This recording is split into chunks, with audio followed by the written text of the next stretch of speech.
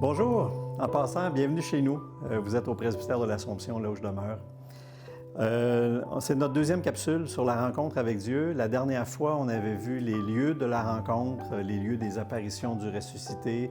On s'était rappelé comment on ne pouvait pas enfermer Dieu dans un endroit ni un moment précis puisqu'il est libre, mais qu'il veut nous rencontrer. On avait vu aussi les présences réelles dans l'Eucharistie, dans la parole, dans le pauvre. Il y en a tout plein qu'on avait nommé. Je rappelle ce Dieu-là qui veut nous rencontrer et comment cette rencontre-là transforme une vie. On vous avait invité la dernière fois aussi à nous envoyer des témoignages et on a commencé à en recevoir. Vous pouvez nous envoyer aussi, soit par courriel bien sûr, mais aussi par clip vidéo à l'adresse qui apparaît au bas de l'écran présentement. Ne vous gênez pas, on va les présenter, on va en présenter quelques-uns lors d'une prochaine capsule. Mais merci déjà des commentaires et des témoignages que vous nous envoyez. Imaginez-vous, j'ai déjà entendu un témoignage depuis la dernière fois, quelqu'un qui m'a raconté qu'il avait rencontré le Seigneur devant un petit lavabo. C'est pour vous dire hein, qu'il peut nous rencontrer n'importe où. Il n'y a pas de limite pour Dieu. Aujourd'hui, on a du pain sur la planche aujourd'hui parce qu'on va regarder les grands principes de toute religion, un mot qui veut dire relier, et quelles sont les nouveautés apportées par le Christ. Et c'est surtout là-dessus que je veux mettre de l'attention parce que c'est un panier de bonnes nouvelles pour nous autres. C'est là, maintenant, dans cette religion-là chrétienne, qu'on peut vraiment redécouvrir un Dieu unique dans toute l'histoire du monde. Et que ce Dieu-là, il se fait proche et il veut se faire proche. Alors, les grands principes de toute religion, de tout temps, je pourrais vous dire qu'il y a des choses qui sont communes. L'être humain, d'abord, il est fondamentalement religieux. Il est aussi, malheureusement, ou drôlement, fondamentalement superstitieux. Les deux sont très liés. Souvent, la frontière entre les deux, elle est difficile à départager. Il y a deux grands principes de toute religion. Les êtres humains, on a essayé de tout temps, et on essaie toujours encore, d'atteindre Dieu, d'attirer ses faveurs de Dieu ou des dieux, ou bien par la négative, de rien faire pour ne pas lui déplaire au risque d'attirer ses foudres. Alors, il y a tout cet aspect-là de « Seigneur, je veux tes faveurs » ou « je veux au moins ne pas avoir des problèmes à cause de toi. Je veux te plaire. » Et la deuxième, je l'ai mentionné dans ce geste-là, on veut l'atteindre, on veut communier à sa vie. Ça, c'est les deux grands élans de toute religion. Et j'aimerais que vous fassiez l'exercice suivant. Pendant que je vais présenter les grands principes de toute religion, écoutez-vous penser. Regardez-vous aller. Regardez-vous même dans votre pratique religieuse, même dans notre foi chrétienne. On peut avoir des tendances similaires à ce que je vais vous présenter. D'ailleurs, je vais vous dire juste une phrase qu'on entend aujourd'hui encore et qui rejoint toutes les grandes religions et tous ces réflexes qu'on a au fond de soi. Quand on entend les gens dire « Qu'est-ce que j'ai fait au bon Dieu pour qu'il m'arrive telle affaire? » Ça, c'est le très, très, très vieux réflexe de croire que s'il m'arrive une épreuve, ça vient de Dieu. C'est Dieu qui me punit. On a de la difficulté à décoller ça de notre foi, même chez les chrétiens. Alors, voici le schéma qui se répète donc un peu partout, depuis la nuit des temps. Un peuple qui a peur des forces divines et qui demande à un des leurs, du village, du clan, de servir d'intermédiaire entre eux et les dieux. Alors, on va nommer quelqu'un ou quelqu'un va se nommer dans le clan, dans la tribu, dans le village, en disant « Moi, je vais aller parler à Dieu en votre nom. Je vais être l'intermédiaire. » Et là, on va voir naître toute une panoplie de chamans, de sorciers, de gourous, de grands prêtres, de prêtresses, hommes et femmes, selon les différentes cultures. Continuez à penser. Vous allez voir des parallèles avec la foi chrétienne. On n'est quand même pas des extraterrestres. Il y a des points semblables.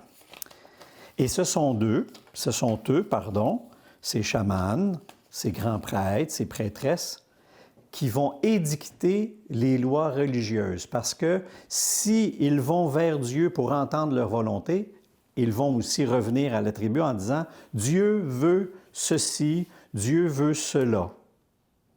Alors, ils vont créer des lois et ils vont évidemment créer toutes sortes de rites pour satisfaire les dieux, pour leur plaire, pour éviter qu'ils rentrent en colère contre nous.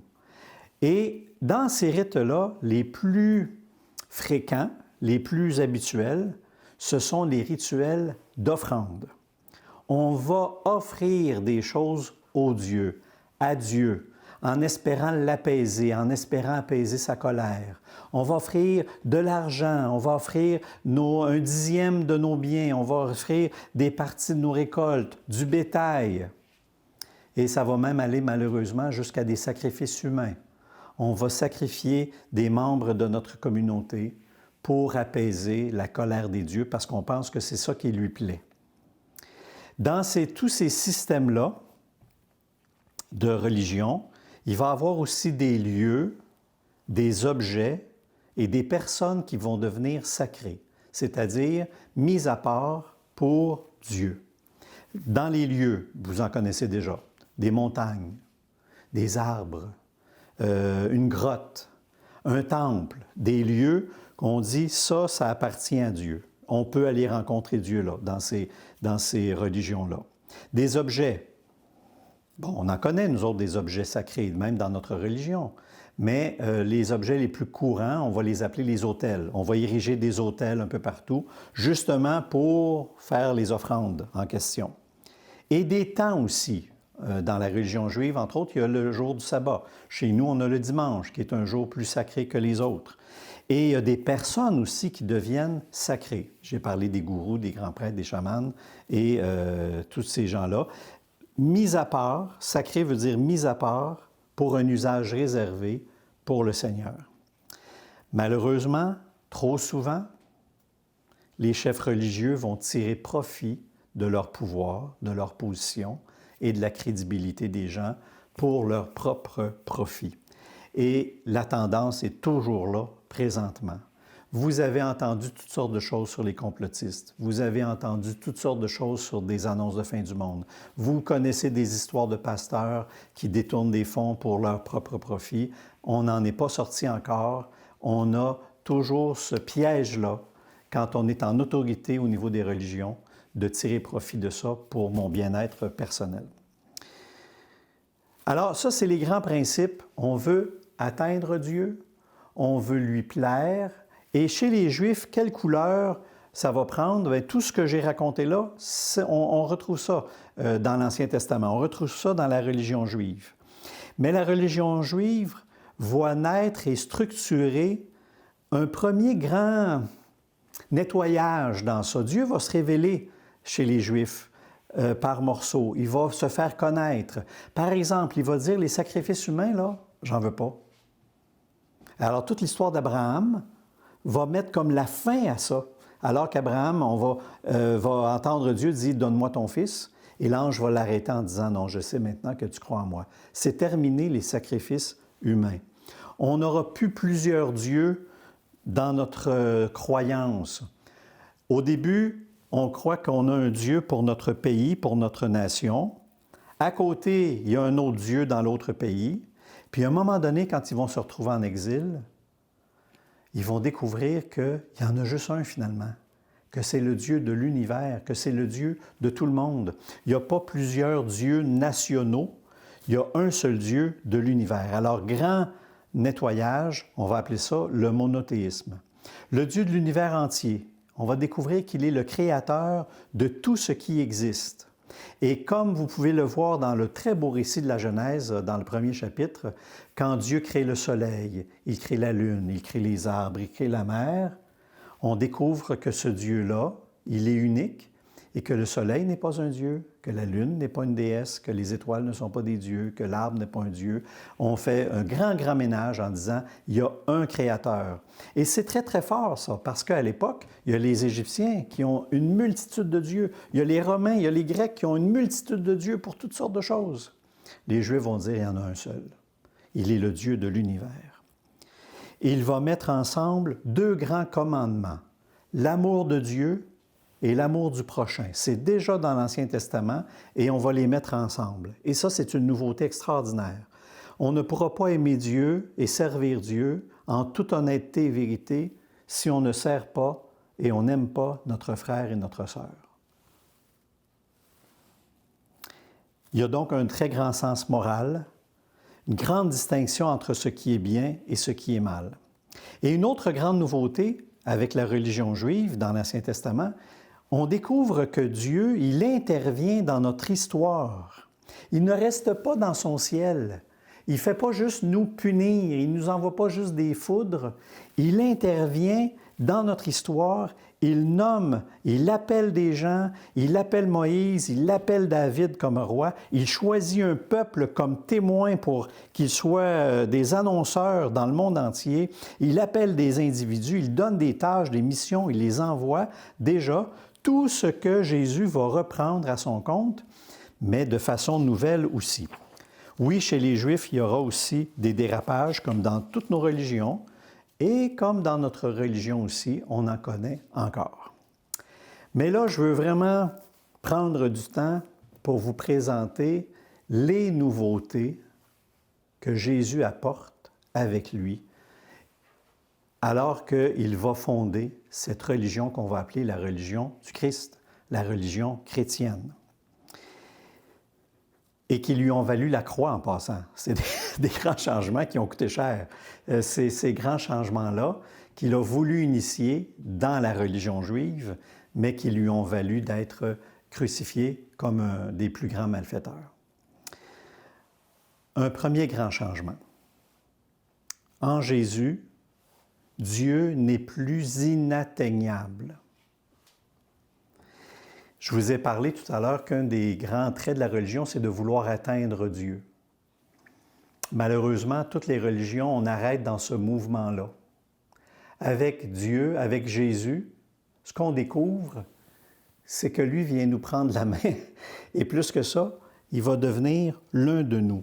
Il n'y a aucune autre religion qui prétend cette folie-là que Dieu devient l'un de nous. Alors, ce n'est pas juste nous autres qui fait un effort pour le rejoindre. On découvre que lui, il a l'initiative de dire « Je m'en viens vous rejoindre ». Il se fait proche. Et il va même demeurer en nous. C'est ce que, dans l'Évangile de Saint Jean, on va apprendre. Il demeure en nous. Donc, le mouvement est inverse. C'est plus nous qui tendons les mains vers Dieu, c'est lui qui se donne à nous, et dans l'Eucharistie, qui se donne dans nos mains en plus. C'est lui qui prend l'initiative. Il y a comme une espèce de grâce. C'est là qu'on appelle la grâce. Ce Dieu-là qui vient nous rejoindre, quand on médite ça, quand on y pense, c'est s'acheter à terre. Et il ne faudrait jamais perdre de vue cette nouveauté-là parce qu'elle est révolutionnaire chez les chrétiens. Et ensuite, en offrant sa propre vie, le Christ devient, lui, le lien entre Dieu et nous. Je suis le chemin, va-t-il dire. Je suis la porte. Je suis le pont. On pourrait l'appeler comme ça, le pont aussi. Alors, on n'a plus besoin de grands prêtres, de chamans, de sorciers. On n'a plus besoin de personne à part pour lui dire « Parle à Dieu en notre nom ». On en a un, le grand prêtre unique. Il s'appelle Jésus-Christ. Alors, c'est vers lui qu'on peut se tourner pour atteindre le Père. Vous voulez aller au Père, vous voulez rencontrer le Père, passez par Jésus. Qui m'a vu a vu le Père, dira Jésus. Et celui qui veut aller au Père doit passer par moi. Je m'en vais vers mon Père et vous savez le chemin. Alors, ce sont tous des expressions que Jésus lui-même va reprendre pour dire, écoutez, c'est moi, là, allez pas voir ailleurs, là, je vous offre un chemin, je vous offre une autoroute pour aller à Dieu, et c'est moi. Alors ça, c'est extraordinaire. Et là, vous pourrez vous poser la question, pourquoi on a encore des prêtres dans notre Église? C'est une excellente question que je répondrai une autre fois, parce qu'elle est importante aussi. Alors, la croix du Christ, qu'est-ce qu'elle fait? C'est comme si elle gardait la porte du ciel ouverte. Vous savez, au moment de son baptême, on dit que les cieux se sont déchirés, l'Esprit Saint est descendu comme une colombe, puis on a entendu une voix du ciel qui disait « Celui-ci est mon Fils bien-aimé ».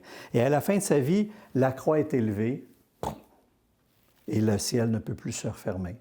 La croix devient le pont, devient le chemin vers Dieu. Alors ça aussi, c'est... D'ailleurs, quand vous regardez les récits du baptême et les récits de la crucifixion, il y a comme des parallèles symboliques entre les deux qui font que c'est comme le même événement qui s'interpellent, qui s'enrichissent l'un l'autre. Alors, conséquence, puisque Jésus est le seul chemin, le seul maître, ça veut dire que nous autres, chers amis, nous sommes tous frères et sœurs d'un même Dieu. Comme le Christ a pris le rôle d'intermédiaire, ça fait en sorte qu'il n'y en a aucun d'entre nous qui peut se penser supérieur ou meilleur ou mieux qu'un autre ou plus proche d'un Dieu qu'un autre. Ça, c'est une des vieilles images, ça aussi, que l'on traîne. Et d'une histoire récente où on a voulu placer les prêtres sur un piédestal plus haut que les autres. Et il y a plein de prêtres qui ont beaucoup aimé ça, en plus de ça. Alors, le Seigneur, on a oublié dans l'Évangile que parce que le Seigneur, lui, il est l'intermédiaire, il est le grand prêtre, tous les autres, nous sommes, et ça ne nous enlève rien, au contraire, on est frères et sœurs ensemble, puis on est frères et sœurs de ce Jésus-là, en plus. Alors, on fait partie de ce peuple-là, le peuple d'un Père qui nous aime comme ses enfants. Écoutez bien ça dans Matthieu 23.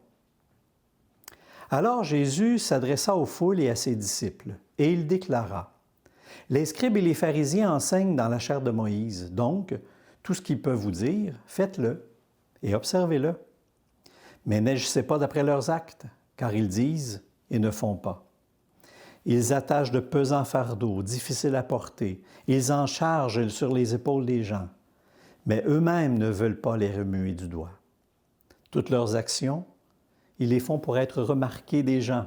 Ils élargissent leurs phylactères et rallongent leurs franges. Ils aiment les places d'honneur dans les dîners, les sièges d'honneur dans les synagogues et les salutations sur les places publiques.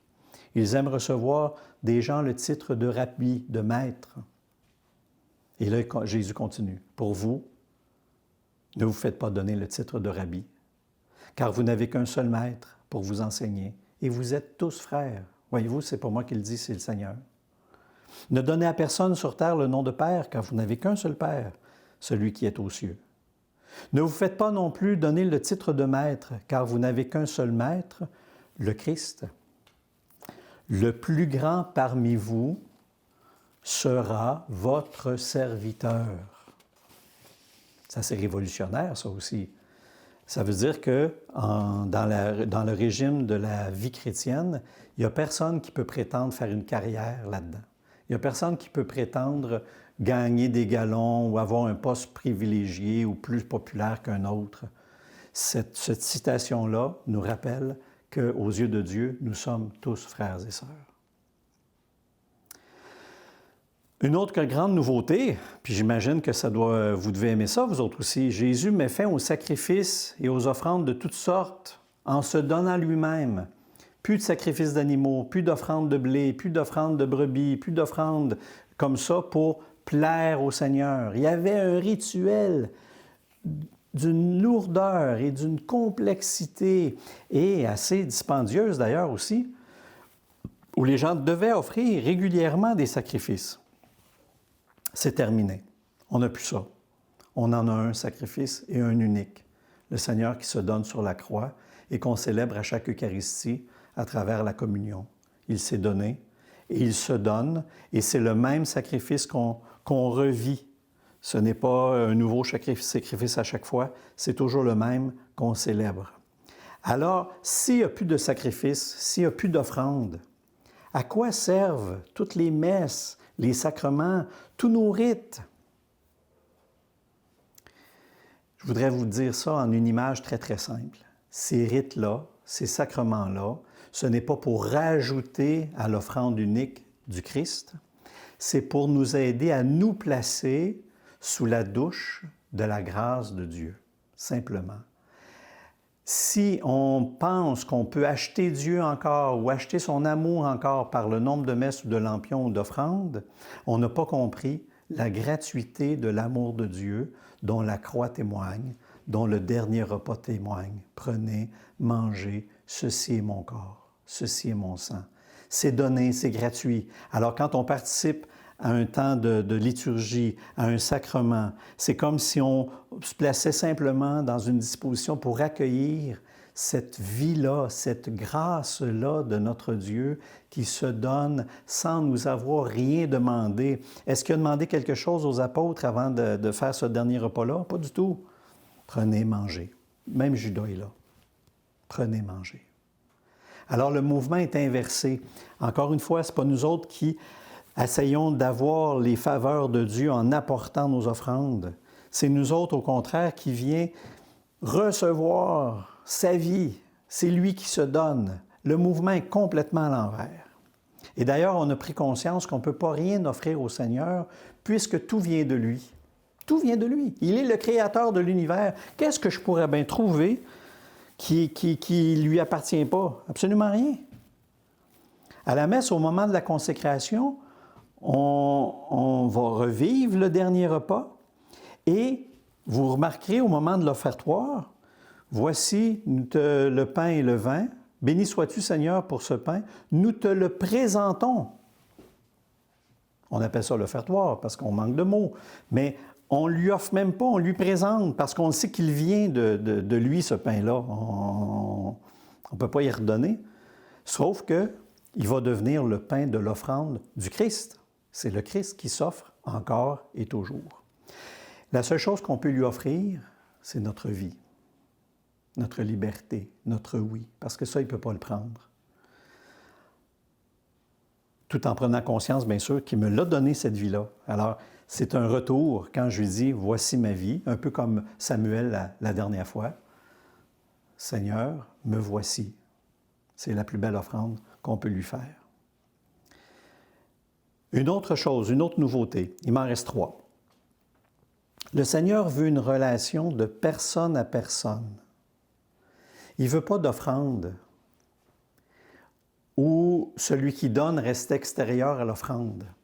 Parce que c'était souvent ça, on donne une offrande, j'ai répondu à ce qu'il voulait pour lui plaire, puis ensuite je me retire. Il ne veut pas quelque chose d'extérieur, il nous veut. Quand tu pries, retire-toi dans ta chambre et ton Père voit ce que tu fais en secret. Ça, c'est dans Saint Matthieu. Alors, c'est ça qui désire notre Dieu. Il n'a pas besoin de toutes nos affaires. Il veut être en communion avec nous. Il veut nous donner sa vie. Et un autre trait de nouveauté avec le Christ, et j'espère pas scandaliser personne, mais c'est logique dans tout ce que je viens de dire, il n'y a plus de lieu sacré. Il n'y a plus d'objet sacré, ni de temps sacré qui aurait une plus grande importance que l'être humain. Parce qu'aux yeux de Dieu, ce qui compte le plus, c'est nous autres. C'est notre cœur à cœur avec lui. Je vais vous donner un exemple avec le très beau passage dans Jean, au chapitre 4, avec la rencontre de Jésus et la Samaritaine. La Samaritaine qui dit à Jésus, « Seigneur, je vois que tu es un prophète. » Eh bien, nos pères ont adoré sur la montagne qui est là. Et vous, les Juifs, vous dites que de lieu où il faut adorer, c'est à Jérusalem. Jésus lui dit, « Femme, crois-moi, l'heure vient où vous n'irez plus ni sur cette montagne, ni à Jérusalem pour adorer le Père. » Ce que le Père désire, c'est des adorateurs en esprit et en vérité. Autrement dit, va où ce que tu veux pour prier, mais prie en vérité au fond de ton cœur. Dieu est esprit, et c'est Jésus qui continue, et ceux qui l'adorent, c'est en esprit et en vérité qu'ils doivent l'adorer. Et pour mentionner la priorité de la fraternité et de l'entraide qui ont priorité sur tous les rites, Mais encore une fois, dans Matthieu, au chapitre 5, Jésus qui dit, « Donc, lorsque tu vas présenter ton offrande à l'autel, si là tu te souviens que ton frère a quelque chose contre toi, laisse ton offrande là devant l'autel, va d'abord te réconcilier avec ton frère et ensuite viens présenter ton offrande. » Il fait renverser la priorité. La priorité, il est dans la relation entre nous. Aime Dieu, aime ton prochain. C'était déjà dans l'Ancien Testament. Jésus vient juste le rendre encore plus fort dans ses expressions et dans sa propre vie aussi, parce que lui-même l'a incarné, ça. D'ailleurs, il va le dire, malheureux, dans Matthieu 23, « Malheureux êtes-vous, scribes et pharisiens hypocrites, parce que vous payez la dîme sur la menthe, le fenouil et le cumin, comme c'est demandé dans la loi, mais vous avez négligé ce qui est le plus important dans la loi, la justice, la miséricorde, la fidélité. Voilà ce qu'il fallait pratiquer en premier. » Alors la loi se résume à l'amour de Dieu et des autres. Et finalement, une dernière belle nouveauté dans le panier de tout ce que le Seigneur apporte. La nouvelle alliance conclue par le Seigneur, elle enlève le poids de tous les rituels et ouvre la porte à la joie. Notre religion est une religion joyeuse, une religion de fête dans le Seigneur. C'est un autre genre de relation qui n'est pas basée juste sur des règlements à suivre, puis des choses à cocher, puis « Ah non, je me suis encore trompé ou j'ai encore manqué mon coup ». C'est une religion basée sur l'amour, à recevoir et à célébrer dans la joie. Et là, je ne vous le raconterai pas, mais vous connaissez déjà le récit des noces de Cana, où le Seigneur va transformer 6 cruches d'eau qui servaient pour le rituel. 6, c'est le chiffre de l'imperfection en plus. Ce rituel-là qui était imparfait. Alors, il va transformer ces 6 cruches d'eau-là qui servaient pour un rituel de la loi en vin, qui est le meilleur vin possible. Il est en train de transformer toute cette loi-là, lourde et pesante, en fête. Et ça, c'est aussi dans notre religion chrétienne. Et c'est ce qui me fait rester dans cette religion-là, c'est ce qui me fait aimer cette religion-là aussi. C'est tout cet aspect de joie qui, malheureusement, on n'en parle pas assez souvent, ou on ne la fête pas assez non plus. Et c'est encore plus dur, bien sûr, en ce temps de pandémie. Alors voilà ce que j'avais envie de vous partager aujourd'hui. On se revoit une prochaine fois pour la suite. On va échanger des témoignages qu'on a reçus et on ira peut-être un peu plus loin sur comment ça se fait que le Seigneur, lui, il veut être en communion avec nous autres. Qu'est-ce que ça peut bien lui apporter à lui, mais surtout, qu'est-ce que ça nous apporte à nous autres. Portez-vous bien, à la prochaine.